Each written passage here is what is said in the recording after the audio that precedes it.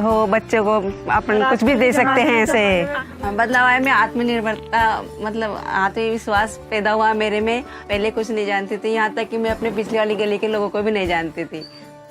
होटलों के बारे में भी, मार्केट के बारे में भी ये बदलाव देखे मैंने बाद में। और बोलने का, चालने का, ये सब चेंज हो गया है।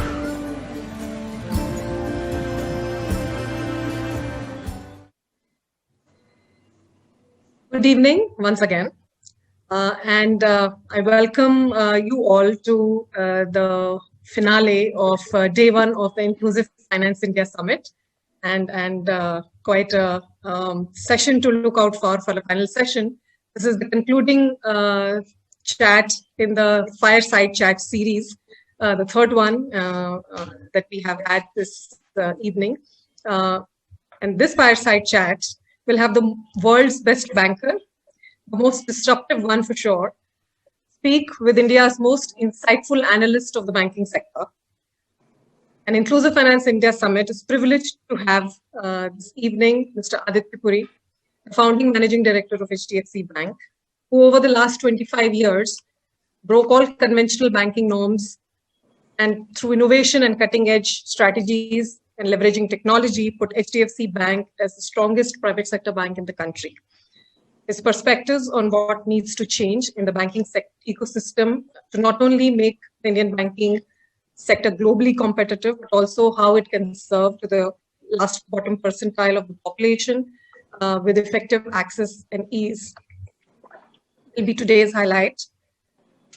And Tamal, who wrote the bestseller HDFC 2.0, perhaps knows not only HDFC Bank probably better than many insiders within the bank, but he also understands Mr. Puri's mind really well.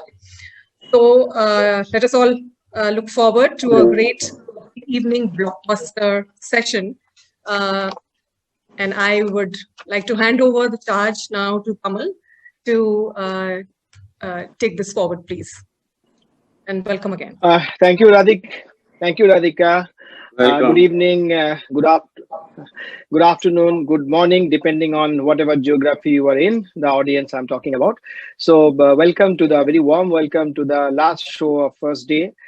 45 minutes, we'll have a fireside chat with Mr. Puri on the future of banking. And I promise we'll try to make it more interesting than the last 45 of the fifth day of fourth test match between India and Australia, what you watched this morning on India time. Welcome, Mr. Puri.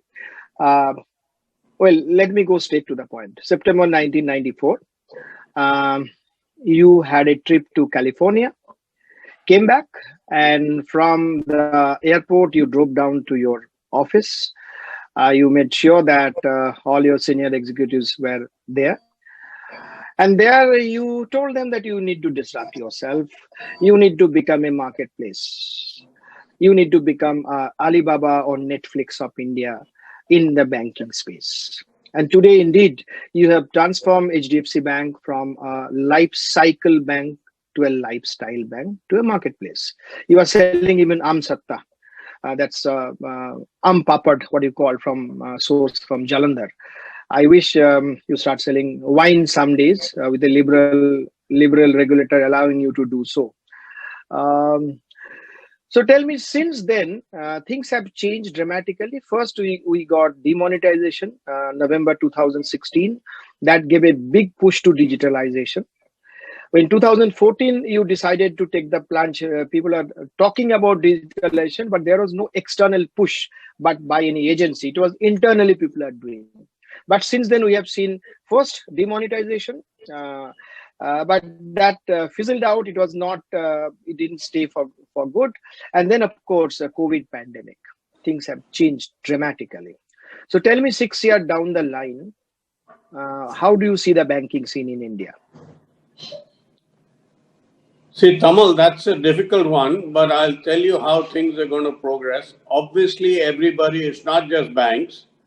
Everybody will have to take into account the effects that digitization has brought in the overall environment. Yeah. So whether you take, if you take WhatsApp, they used an OTT app to completely disrupt the telecom services messaging income. You take what's happened to media, and digital advertising is taking over. You see what is happening in terms of healthcare. You see what is happening to education. You see what is happening to banks. So almost everything is being disrupted. The issue is simple. The issue is that when you look at the change that has happened in terms of telecommunication, cloud computing, artificial intelligence, social mobility, and a large portion of the population being digitally native, I think what is given you as an opportunity is to use these advances in a manner that you can provide a better product to the customer through a segmentation of one and based on analysis that you can have, in-depth analysis, and at the same time you can reduce your cost. If you then see whether it's an Amazon or it's a Netflix or Google or any of these guys, none of them are reinventing technology. They're riding on top of basic systems. So most of the fintech guys were also talking about an OT, having an over-the-top ride on our networks, customers, merchant relationships through the use of application processing interfaces, and thereby then giving a more convenient, frictionless, faster turnaround service to the customer.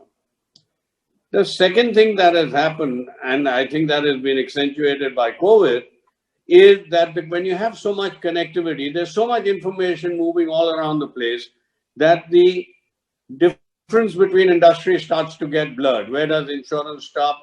Where does a marketplace stop? Who else can be in it? Can a manufacturer have a finance company? So competition starts to get blurred. When you have so much information moving around, information is power. The power moves to the customer very clearly. And you also have a situation with telecommunication that the limitations of boundary are removed. This further leads to tremendous amount of automation, which takes away the hierarchical and the bureaucratic structures that are there. And you have a lower reduction of cost of processing, which removes the barriers, and a demographic shift. So I think the fact that you have to change is not an option.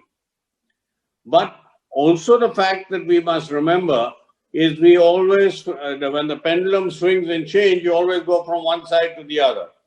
So I remember a long time back when people used to talk to Mr. Kamath and me of bricks and clicks, that there'll be no bricks, it'll only be clicks. Aisa nahi chalta hai. There is practical, and what is convenient to the customer is what he is going to do. And the adoption of technology is much slower than the innovation of technology. So what will happen going forward is you have to provide frictionless, convenient, across multiple access points, reduce your costs so that you can be more competitive in your pricing. But at the same time, this business is saying Google will eat you up, like we said, fintech will eat you up. No, Google doesn't want to be a bank. The day he becomes a bank, his entire operating model goes. He does want to monetize his customer base. Today, it's only advertising.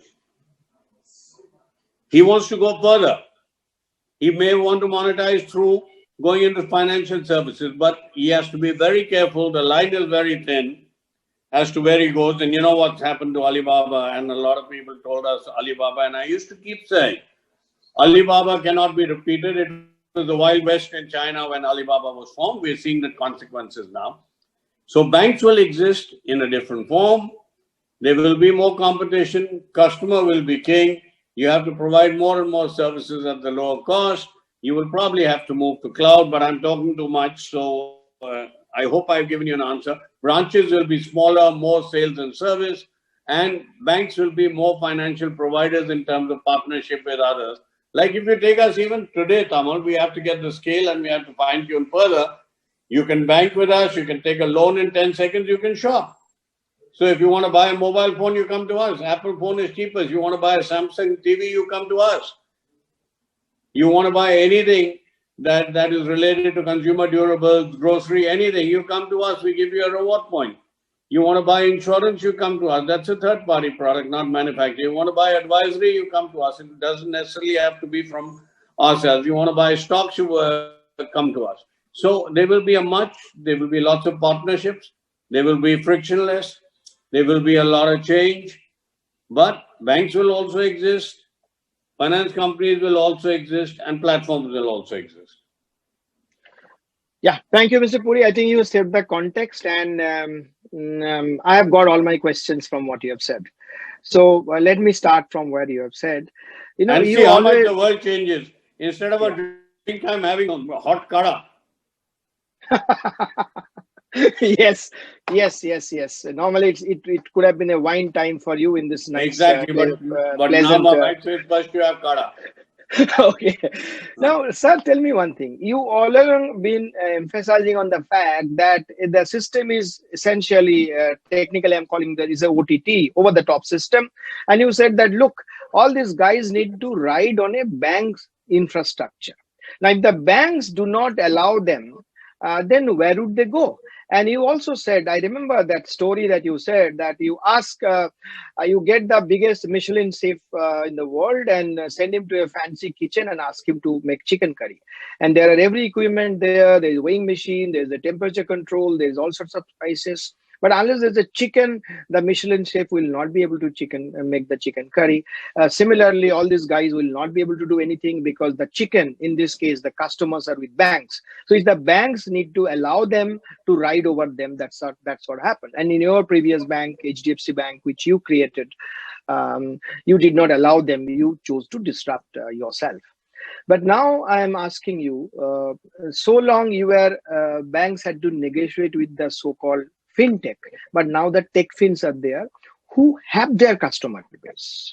Amazon has its customer base, Google has its customer base, Facebook has its customer base, and they are getting into the payment space. So there is a fine but very significant difference between a fintech and tech fin, and tech fin are getting into space. So how do the bank protect their citadel? Or do you see collaboration? What exactly happened? A bit of both. See, Tama, let's be clear. When you talk about Google Pay, what is Google Pay running on? Google Pay is running on bank systems. Yeah. Google Pay is nothing but using the infrastructure given by the banks and NPCI. Correct. For a long time, I think it is expedient trying to push digitalization. They're telling banks not to charge. I think that's not going to work because today 40% of the volumes in a bank are coming from the Google Pay and the Phone Pay and the Amazon Pay and the Facebook. We have to invest the money. Now, if they think it's great business, they should do it. So you'd say they can't charge. Don't say banks can't charge. So the point is, yes, banks will also move to cloud to reduce their costs, but I think a fair and equitable understanding of who's putting in the money, who should be remunerated has to be there. Otherwise, it will become difficult. But you're absolutely right. Let's take Google or let's take Facebook. They have customers. Now they have to get more products through into the customers, which at the moment they've been, other than advertising, they've been trying for a hell of a long time. And they want to get more products into it. So, and now they're trying to see whether they can monetize through financial products. There they have to be very careful. They can't do the lending themselves, because then they start to get into regulation, whether they're a bank or they're a platform. So they are trying to find ways. Apple Pay, Google Pay, all this is all loss making. Even with the banks not charging, by the time they give cashback, it's all loss making and a small ticket. So the issue is they have to figure out how to monetize their customer base. The banks have to figure out how they're going to provide frictionless service to match what Amazon and Google can do at the same price, and then have a much wider variety as to what they can do, which is what we have done with our marketplace platform, Smart Buy, where we act as an aggregator, which is linked to the sites. We have a link to the sites of all the guys who provide the goods, and thereby a customer coming through us can deal with them.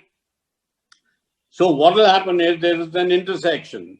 They have to be able to find a basis that they can sell more products to their customers. But the question is not so easy for them either. Why should somebody take a loan from him? And if they take a loan, does he become a bank or does he become a finance company? That's number one.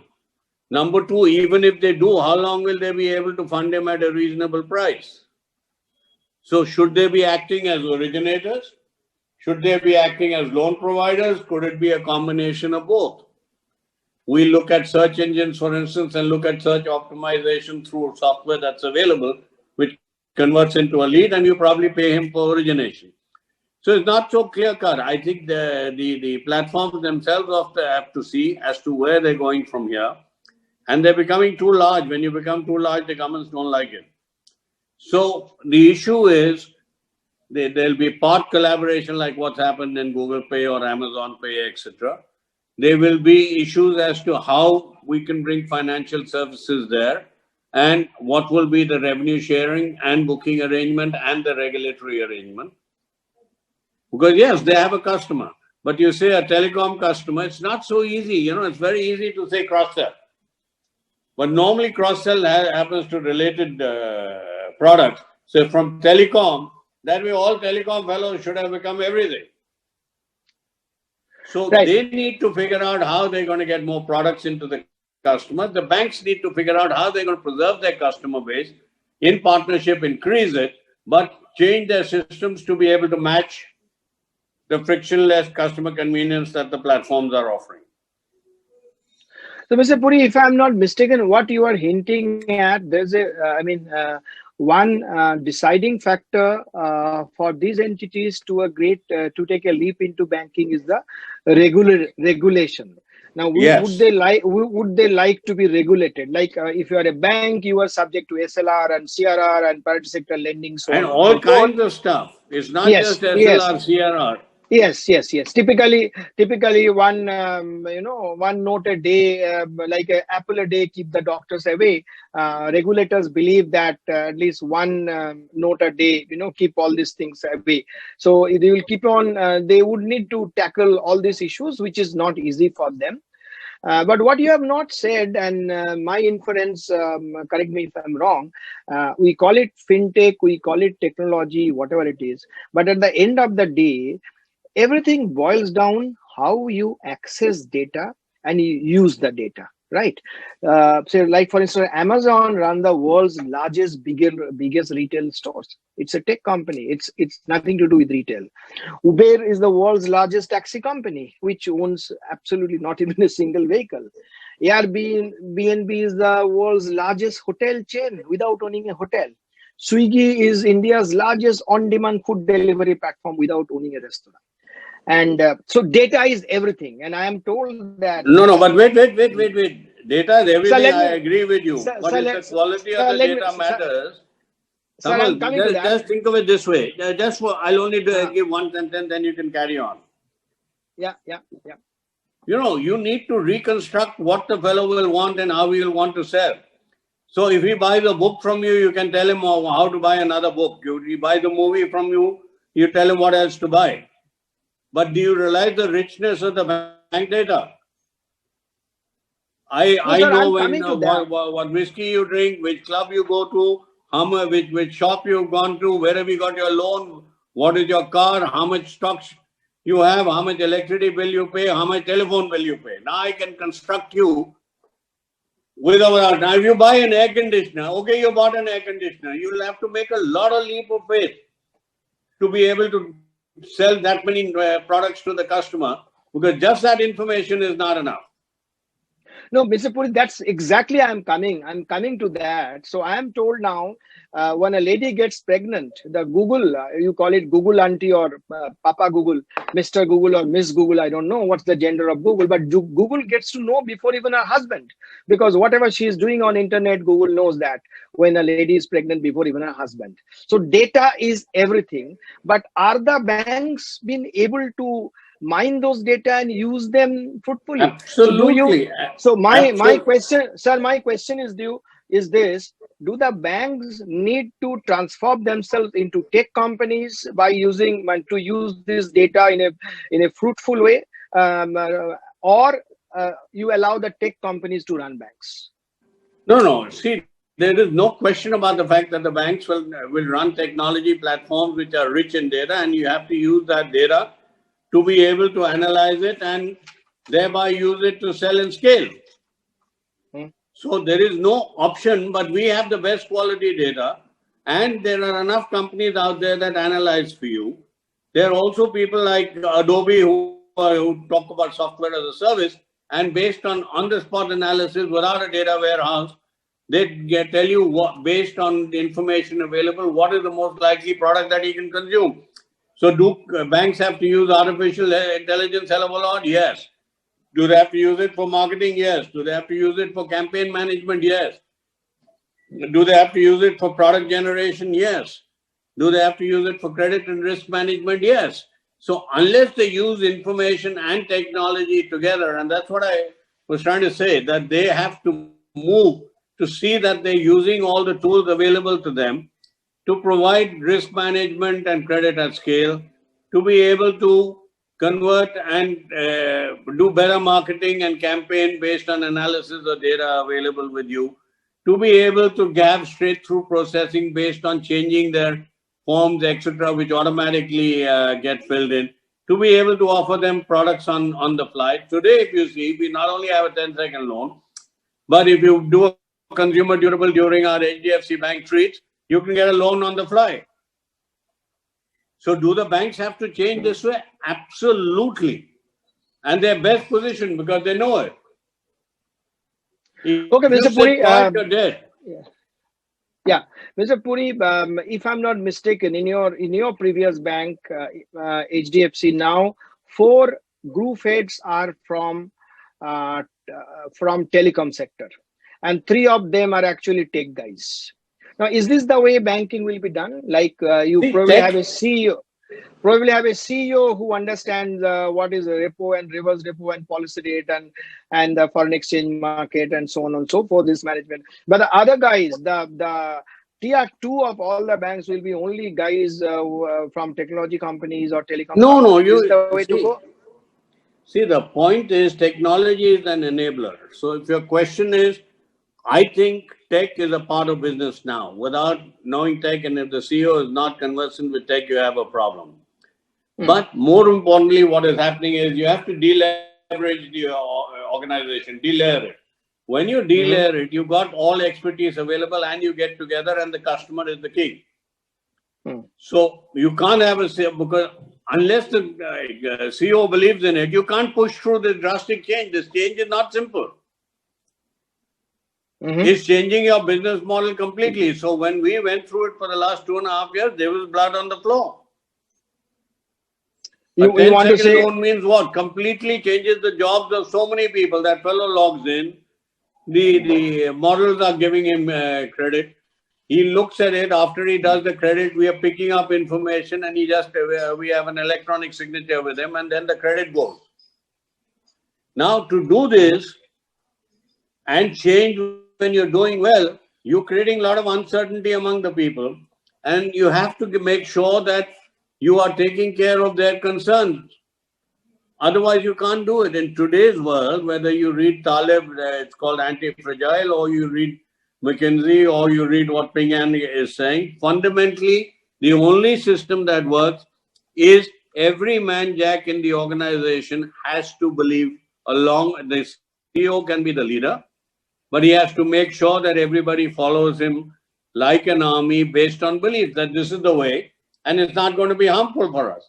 We were the first one who came out and said, look, we positioned right on technology. There will be no job cut. There will be no increment cut. There will be no bonus cut. You can't imagine, Tamal, what happened. We've even promised them this year. So will technology be an integral part of the business? Yes. Will we have to have a complete change that takes into account the greater connectivity, the greater automation, the reduction in cost, the ability to be able to offer business and how you can mine your data, the deleveraging. So going forward, say for a bank, like we did with one of the healthcare companies, is that we are no longer now looking at only a company, we're looking at an ecosystem. So the banks will need to look like what we are seeing is the health ecosystem, and there'll be hundreds of ecosystems like this. So the doctor should deal with us, the hospital should deal with us, the chemist should deal with us, the nursing home should deal with us, the stockist should deal with us. And we should be able to provide, and all the people going to the hospitals, and we should be able to provide offline, online, simultaneous loans, as well as appropriate products for each one of them. And that completely changes the dynamics of profitability. And how do you see a Google doing that? Okay. Puri sir, you are talking about alliances. You are talking about the new structure of doing banking. You are talking about cost cutting. You are talking about data mining. All I understand. You also made an extremely important point that you said, even though you are the biggest disruptor in Indian banking, biggest believer in digitalization, you said no. It cannot be a unipolar world. There will be a mix and match. There will be both brick and mortar and digital, catering to different needs. Now tell me, is India ready for a digital bank? Now, 2014, UK got it Atom Bank, right? And as I speak, the other day, one gentleman from UK was telling me during the COVID time, all banks were busy but not giving loan because processing etc. not working. But he got it from Monzo Bank, which is only app-based bank. And all of us know that what's happening in Ant from the Alibaba stable in Hong Kong. So tell me, is India ready for experiment with only digital bank on app? But why do you need only a digital bank? I say HDFC Bank is a digital bank. You got archaic system. Don't talk about London here. They're living in the old colonial times. Okay. We are a digital bank. Today, if you don't want anything that you want to do with the bank today, you can do digitally across any channel that you want, and we give you an omni-channel experience. Why do I need to split it out? So the point is, there will be somebody that will like a digital bank. And Tamal, I'm going to put you on the spot. Do you want only a digital bank or you want both? Same bank, you can do digital and you can do deal physical. No, I'm just asking you, yeah, there could be like, do we say today, tomorrow, HDFC or Bank of Baroda or State Bank of India or ICICI or Axis, they should have a banking subsequent, provided the regulator allows it, only digital only bank which will carry in my pocket on the app based. You can do it today, Tamal. HDFC Bank is a digital bank today. Today you can carry it on your mobile phone.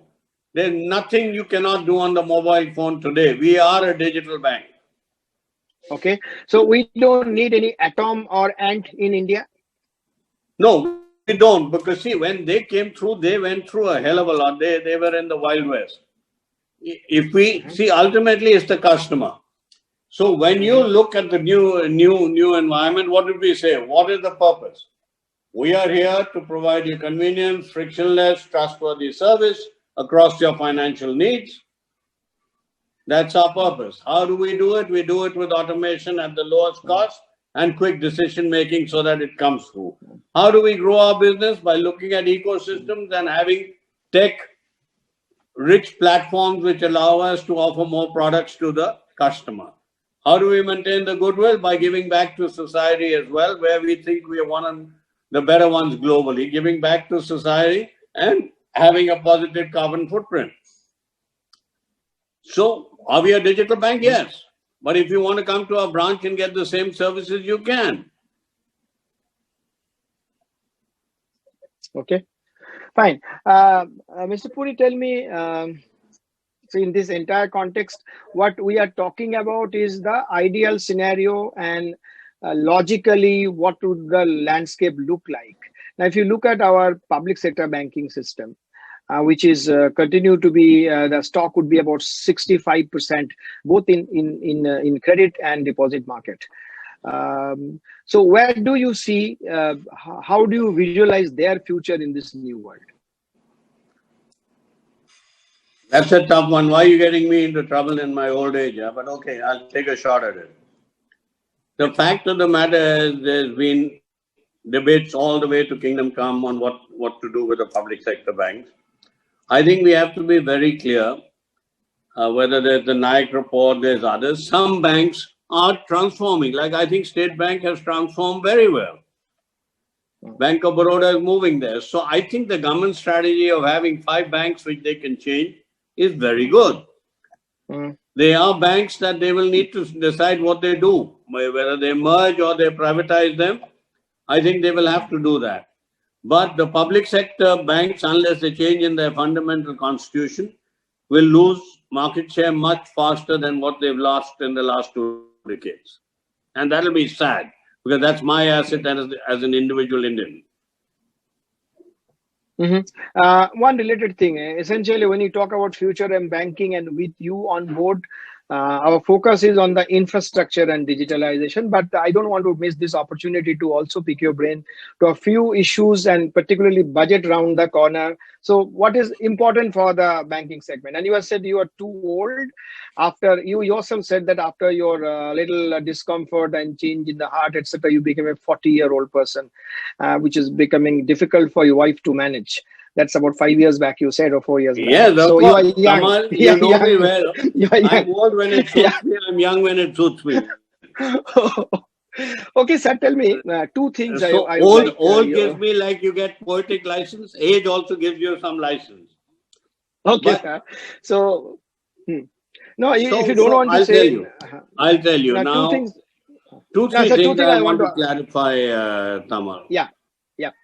Number one, I think people have underestimated the amount of provisioning both the public and private sector, along with RBI, have done in the last 4 years. So it's wrong to only talk about 8.5%, 9% NPA without saying 7% is provided for. Then the net NPA in the Indian banking system is not much higher than globally. That is one part of it. The second part of it is that we have a capital adequacy even in most public sector banks on an average of about 13%, which is above the regulatory minimum. I'm not saying they don't need more. The banking system is surplus today. Anybody who wants money for a viable project, I can assure you, come to HDFC Bank, they'll give it to you. So going forward, when they say, can the banks meet the needs? I think they can meet the needs, but we need to solve our NPA problem, which in my view can be solved reasonably quickly, because if you have 75% provisioning and you have a basic asset, because most of the people overseas didn't lend on the basis of an asset, that asset's replacement value will be more than 100% of the loan. In the worst scenario, you will be accretive, like JP Morgan just now announced mind-blowing results, because they could write back. I do believe that solving your bad debt problem will actually be accretive to the balance sheet after you take the provision into account. Do we need a very clear understanding that the public sector banks must be focused on lending? I believe we are under-penetrated in semi-urban and rural India. I also believe that the regulator must understand cash flow lending compared to security, because when you go into semi-urban and rural India, 60% of the country lives there. There are issues in terms of finding clean security, etc. But the world has moved to cash flow lending.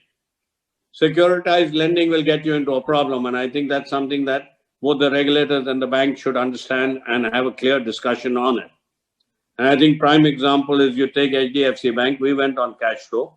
And you see our delinquency, and you see our provisioning, and you see our earning.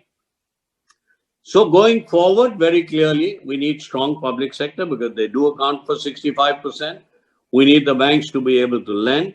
We need them to be able to take care of technology. And today, with technology, it is, whether it's credit risk, whether it's market risk, whether it is how you're going to lend, whether you're going to go into the interior at the right cost, whether you do clean. For instance, microfinance, we have very low NPAs. Our clean portfolio has ridiculously low NPAs, because the people in semi-urban and rural, as well as the salaried fellows, are very good.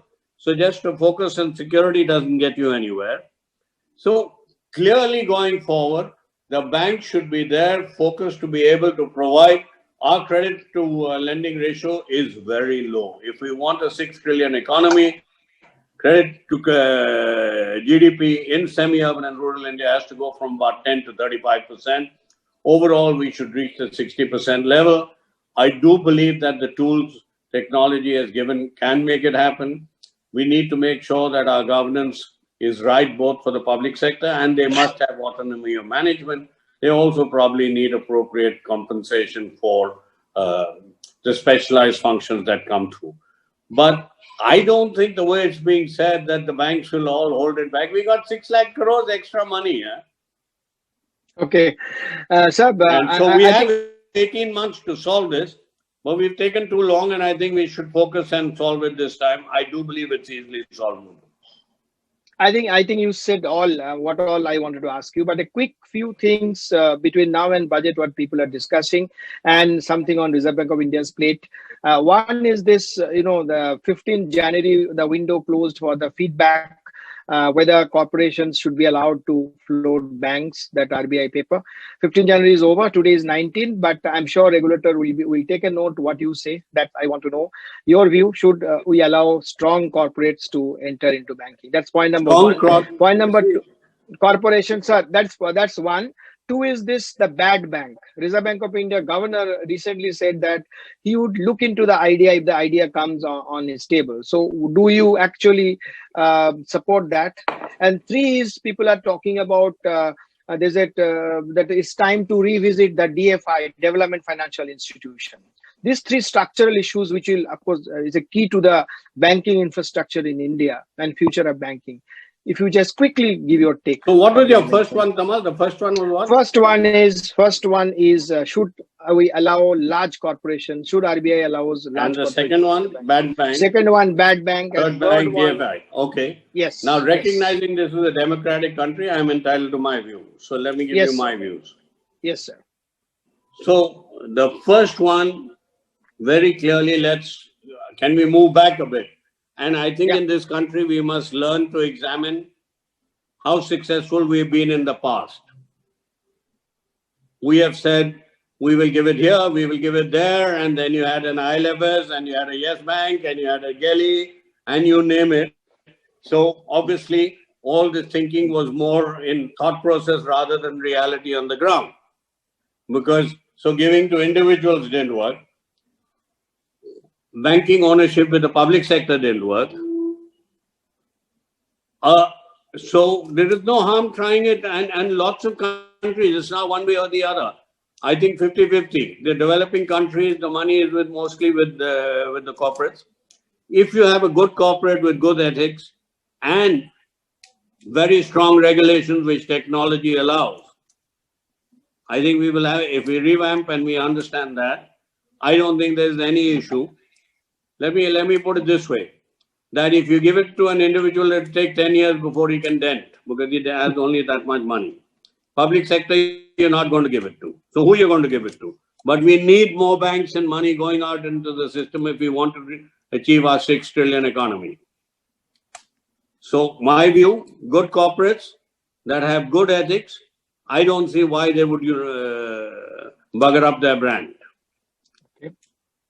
So is that clear enough? Yes, bad bank. Your opinion. On a bad bank, again, I don't think you need a bad bank, because if you get a bad bank, what will happen is, at what price will the assets to be transferred? Where are they going to get the liabilities from? And where are they going to get the expertise from?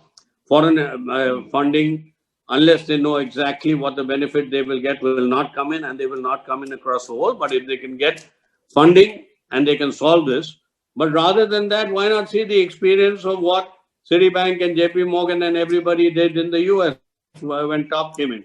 They set up a remedial management unit within the banks, reporting to a director that reported to the bank, with very clear goals and a quarterly review. And here, probably, all you need is a little more coordination between the banks, and you can solve this. So I'd much rather go with the remedial unit, with some supervision and coordination by the RBI and the Ministry of Finance. Bad bank will again push this whole problem into a 3-4 year resolution time frame. I think we should set a resolution time for ourselves for about a year. Coming to DFHI, I think we've had, I don't think we should repeat the experience of the past. If they know where to get their liabilities from, they can look at a DFHI. If they don't know where to get their liabilities from, and if they're going to give SLR, CRR concessions, I think the banks can fulfill that role. Okay. Good. I think you said everything. Tell me, Mr. Booth, I would say the opinion is divided across the line. 50% feel that the bankers are risk averse. They are not giving money. They are not giving credit. And the other rest of it, the other half says, no, they are not risk averse. They are prudent. They were imprudent. They are giving loans and the loans have turned bad. And now they are being prudent. So don't blame them. So what do you think? What's your take? Are they risk averse or have they become prudent? Why credit is not picking up in India? Like last few years, it continues to be now. Two parts. If the GDP doesn't grow, should I'm not credit talking grow, about. Tamal? I'm not talking about HDFC Bank. I'm not talking Forget about HDFC Bank. HDFC I'm talking Bank about is the growing banking. on market share. But if there's no growth in I'm talking about GDP, if there is Yeah. limited growth in GDP, can bank credit grow? Tell me. Okay. So So the root fact of of the matter problem. is, when you looked at it and you look at what is called the semi-banks as well, when GDP was growing at 5%, you had inflation at 3%. Between the banks and what was lent by the finance companies and the mutual funds, the credit into the system was about 11%, which is fine. I can tell you next year, credit from the system will be 15%. You mean the overall system? Yes. Yeah. So that's probably because of the base effect, right? No. Don't laugh. Well, see, Tamal, Okay. you should know me by now. I give you the exact working. Okay. 5% GDP growth, 5% inflation. Always bank credit grows at 1.5 times nominal GDP. Okay. Okay, na 15. Right, sir. Okay. You said it's a democracy and you are entitled to your opinion. And so that my view also is that no banker will let a good credit go. Okay, we are coming to close. Maybe you have 2-3 minutes left. So, and you said it's a democracy, and you are entitled to your opinion. So, which is why I'm encouraged to ask you, who are the bankers currently you respect in India and overseas also? I think JB Diamond's done a damn good job. Yeah. And sorry, I didn't get your question. I said, who are the bankers? You are wasting time, but there's no stop clock. We can extend it by 30 seconds. So if you want, if you think that you can just pretend you have not heard me and the time is up, I say, "Koi stop clock nahi hai, sir." I'm saying, who are the? It's a democracy, or you are entitled to your opinion. Respect is normally for people more experienced and running larger institutions than you. If you ask me, are there a lot of good, competent bankers that are coming up and will grow with experience? I think there are a lot of them there. But please recognize my age and my banking experience. So respect would be difficult. I think they're a very good, competent lot. Time will tell how well they use their competence. You would like to name anybody? No, you're not. अरे भैया name करके क्या करेगा? Okay, कोई बात नहीं, sir. So we are coming to the last question, sir. 1994, I think. 1994 is more than 25 years back. That famous quote came from Bill Gates that we would definitely need bankers, but may not. We would definitely need banking, but may not need bankers. Now, as we moved into the new decade and post COVID, I would say not the post, it continues to be this in this pandemic era. Digitalization is moving at a rap speed, which Nandan Nilekani said what could have been done in a few years now is being doing now in few weeks. So in this context, again, the Bill Gates quote is doing rounds, and they said that if the bankers don't change, they will become dinosaurs. And they're also saying that you either become digital or die. So your last word on this. Digital doesn't mean you don't need bankers. And let me tell you, there's a good book by Martin Fieldman which says, "Thank God we came late." Sometimes these technology fellows feel that, and I hate to say this for somebody so eminent, maybe I didn't understand his quote. Sometimes these technology fellows think that they run the world and everything works on technology. Technology is an enabler. Can technology create a business outside software and selling it to you in hardware? No. It can help me create a damn good business. So do I need to understand technology? Yes. So do bankers need to understand technology? and what the customer need and what the changes is, yes. But if you think technology can do without banking, then you're going to get an atomic bomb in your face. Okay. Thank you, Mr. Puri. I think it was pretty interesting what we discussed. I don't want to waste our time because you already just reached 8:15, 8:16. It's good fun meeting. Essentially, the key takeaway from what you said is this: yes, technology is making a right stride. And I also want to tell two more things, Tamal. Yes, please go ahead. I do believe that the world underestimated the capability of India. When the pandemic came and they saw 1 billion people overcrowded, they thought India was doomed, the Indian banking system was doomed. We've come out better than most. Our recovery is faster. Our new cases are lower than anybody in the world. Digitization that Prime Minister Modi put in paid off. It also provides for the future. I think we should all take a bow and not be self-flagellating all the time. We did a damn good job. We managed it well. So once in a while, rather than just taking hard pot shot at us, we did a good job.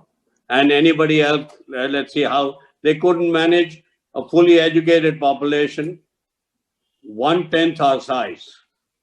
And everybody takes a pot shot at India. But what about the rest, man? If I start taking pot shots, they won't know where to run. So I'm proud of our country. Okay, sir. So I would not repeat anything what we discussed. It was all fun. Now over to Radhika. Thank you, Mr. Puri. I think Thank you. whatever we wanted Pleasure to. as always. Yeah, Kamal, you Radhika. always get me stuck where I can't say no to you. Okay, thank you, Radhika. Yes, all yours. Thank you so much for a really refreshing conversation.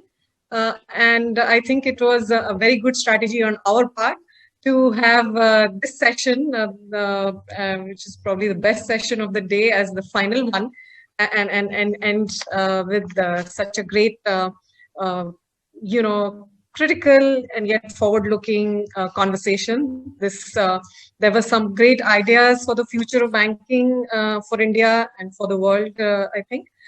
This session is recorded, and I think it will be a very interesting resource. We will put this out on social media and other channels.